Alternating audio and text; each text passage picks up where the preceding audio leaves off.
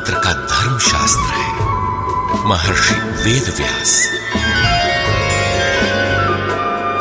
श्री कृष्णकालीन महर्षि वेदव्यास से पूर्व कोई भी शास्त्र पुस्तक के रूप में उपलब्ध नहीं था।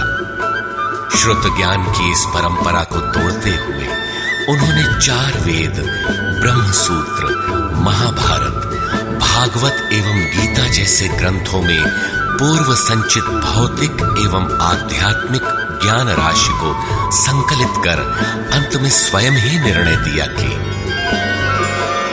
गीता सुगीता कर्तव्या किमन्ये शास्त्र विस्तरे या स्वयं पद्मनाभस्य मुखपद्माद विनिसृता।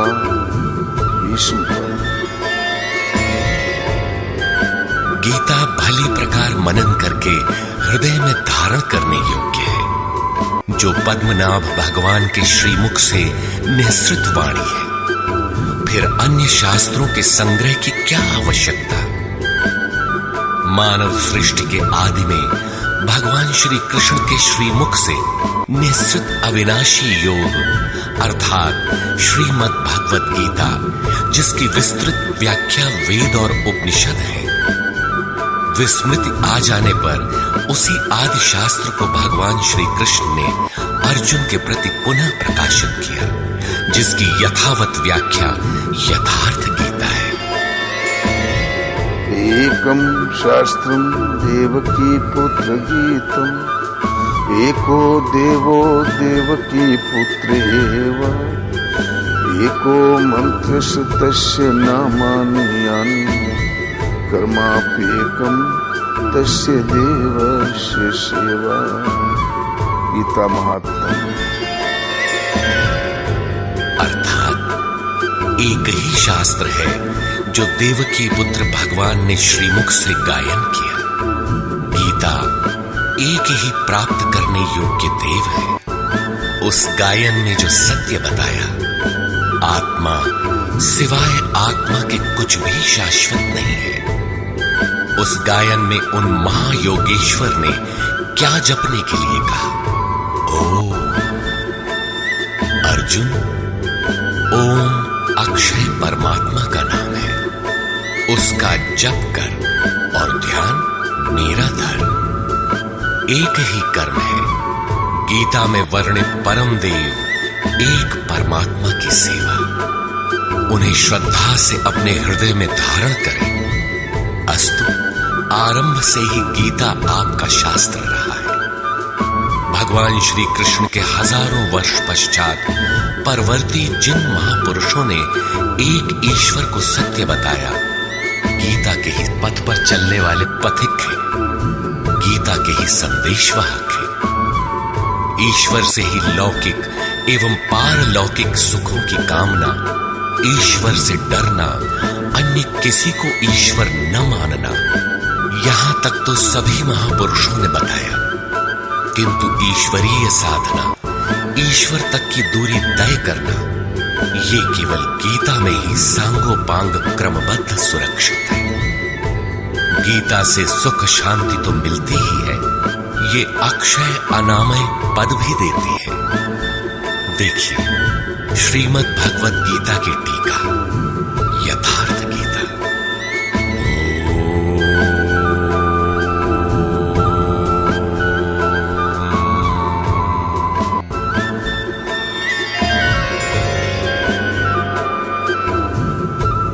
धर्म सिद्धांत 1। सभी प्रभु के पुत्र। ममैवांशो जीवलोके जीवभूतः सनातन मनः षष्ठानि इन्द्रियाणि प्रकृतिस्थानि कर्षति। सभी मानव ईश्वर की संतान है, मेरे विशुद्ध अंश है। मानव तन की सार्थकता।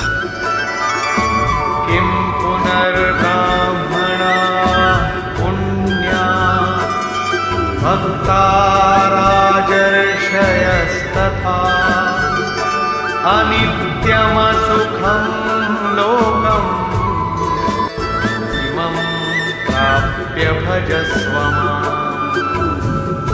सुख रहित क्षणभंगुर किंतु दुर्लभ मानव तन को पाकर मेरा भजन कर। अर्थात भजन का अधिकार मनुष्य शरीरधारी को है।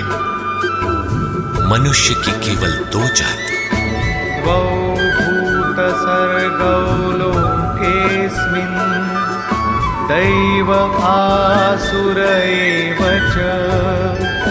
दैवो विस्तरशः प्रोक्त आसुरं पार्थ मे शृणु। मनुष्य केवल दो प्रकार के हैं, देवता और असुर। जिसके हृदय में दैवी संपत्ति कार्य करती है वो देवता है, तथा जिसके हृदय में आसुरी संपत्ति कार्य करती है वो असुर है। तीसरी कोई अन्य जाति सृष्टि में नहीं है। हर कामना ईश्वर से सुलभ। त्रैविद्या मां सोमपाः भूतपापाः यज्ञैरिष्ट्वा स्वर्गतिं प्रार्थयन्ते। ते पुण्यमासाद्य सुरेन्द्रलोकम् अश्नन्ति दिव्यान् दिवि देवभोगान्। मुझे भजकर लोग स्वर्ग तक की कामना करते हैं, मैं उन्हें देता हूं।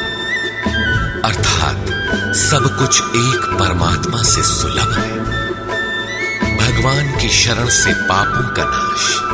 अपि चेदसि पापेभ्यः सर्वेभ्यः पापकृत्तमः सर्वं ज्ञानप्लवेनैव वृजिनं सन्तरिष्यसि। संपूर्ण पापियों से अधिक पाप करने वाला भी ज्ञान रूपी नौका द्वारा निस्संदेह पार हो जाएगा। ज्ञान अध्यात्मज्ञाननित्यत्वं तत्त्वज्ञानार्थदर्शनम् एतज्ज्ञानमिति प्रोक्तम् अज्ञानं यदतोऽन्यथा। आत्मा के आधिपत्य में आचरण, तत्व के अर्थ रूप मुझ परमात्मा का प्रत्यक्ष दर्शन ज्ञान है, और इसके अतिरिक्त जो कुछ भी है अज्ञान है। अतः ईश्वर की प्रत्यक्ष जानकारी ही ज्ञान है। भजन का अधिकार सबको। अपि चेत् सुदुराचारो भजते मामनन्यभाक् साधुरेव समन्तव्यः सम्यक् व्यवसितो हि सः। क्षिप्रं भवति धर्मात्मा शश्वच्छान्तिं निगच्छति। कौन्तेय प्रतिजानी न मे भक्तः प्रणश्यति।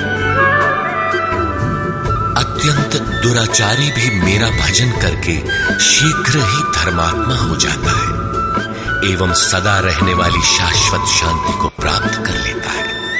अतः धर्मात्मा वो है जो एक परमात्मा के प्रति समर्पित है, और भजन करने का अधिकार दुराचारी तक को है। भगवत पथ में बीज का नाश नहीं। देहाभिक्रमनाशोऽस्ति प्रत्यवायो न विद्यते। स्वल्पमप्यस्य धर्मस्य त्रायते महतो भयात्।